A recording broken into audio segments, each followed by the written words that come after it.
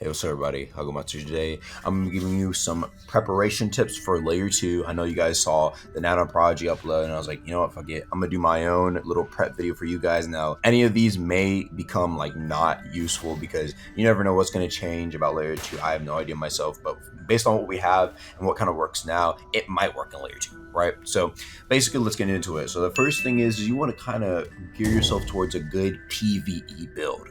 And the reason this is because, yeah, sure, you may encounter players in like layer 2 of the depths, but I think it's probably going to be more dangerous fighting the monsters, in my opinion, than anybody in layer 2. Because a lot of times, like in layer 1, I mean, yeah, I know the players are more dangerous, but people started wiping the corrupted owls and stuff like that, or two corrupted owls, or two corrupted king threshers, or multiple of those. So, in my opinion, I think that it's probably better to go for like a nice PvE build. What do I mean by this? Like, for example, maybe something with heavy, so it can posture break a lot, get some ardor on that joint, and just something with a lot of high health, like maybe a bunch of fortitude, so you can get that nice exoskeleton, reinforced armor, anything that just makes you really tanky, can break posture easily, and you do a good amount of damage, which all weapons do. It's just that it's a lot easier to get that nice era where the monster's frozen because they're posture broken because you hit them like 3 times with the great sword.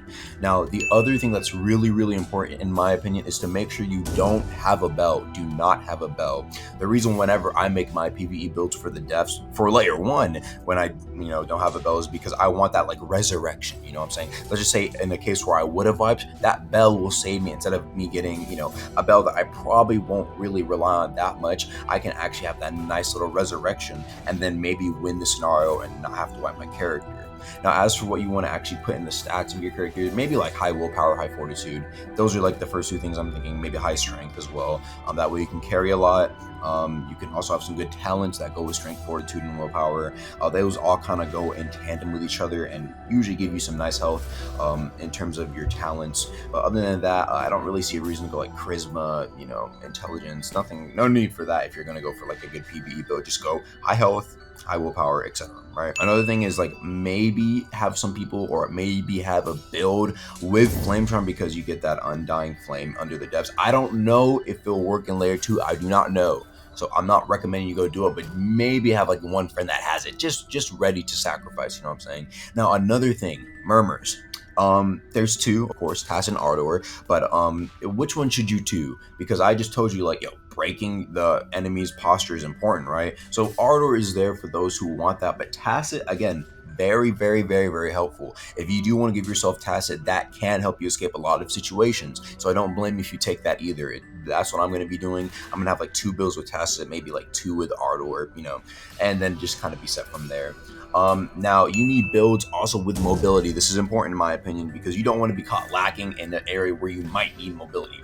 I don't know too much about that, but you might need some mobility because, like, for example, let's just say, how, like, to get on top of the gate in the depths, you kind of need to parkour your way up. Or, like, for example, with Glacial Arc, you can just kind of shoot your way up to the gate. Of course, there's probably going to be some stuff where you might need a few mobility options, like, or maybe even shit like Spark Swap, where, like, the Corrupted Owl is standing in front of the layer 1 gate and you can Spark Swap with them right there. That might be useful, man. Dude, shit like that might be useful. Again, this is just a maybe because I don't know if you'll necessarily need it or not. But again, it's always nice to have some mobility on the build just in case. Now, as for if you do actually want to get your bell for whatever reason, right? Maybe you want to use the build until layer 2 comes out. As for bells, I would say either take Sacred Field, which is probably the one you want to take every time, or Resurrection. Maybe have like a friend with a Resurrection, or you're the friend with a Resurrection, so you can tell who's low, put the res on them and let them get rezzed by the monster you guys are fighting or whatever.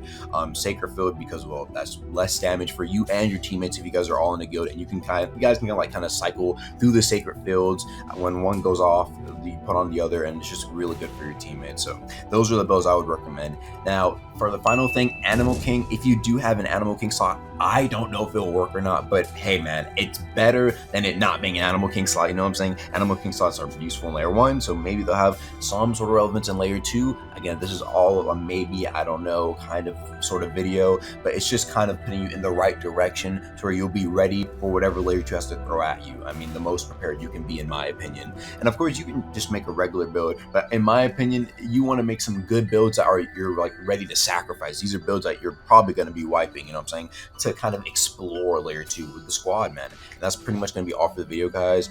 Let me know if you guys are going to do it and what you guys want to see in the future. I'll see you guys later. Peace.